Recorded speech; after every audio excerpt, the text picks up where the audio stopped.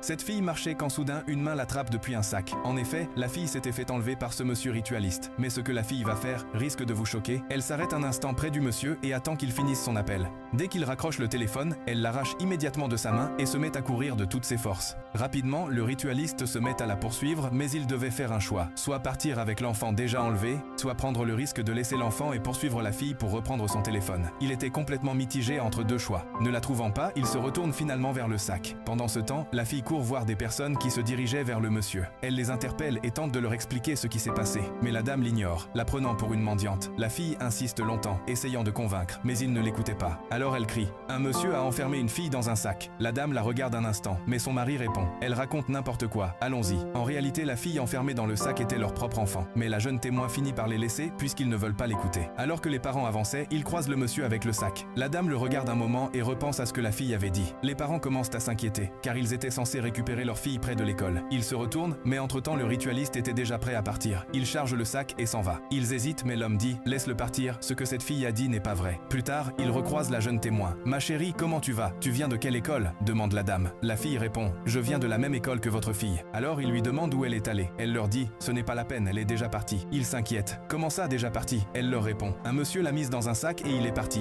C'est à ce moment qu'ils réalisent que le monsieur qu'ils avaient vu passer près d'eux emportait bien leur fille. Rapidement, ils remercient la témoin et se mettent à courir vers lui. Si seulement ils l'avaient écouté plus tôt. « Dites-nous depuis quel pays tu regardes ?»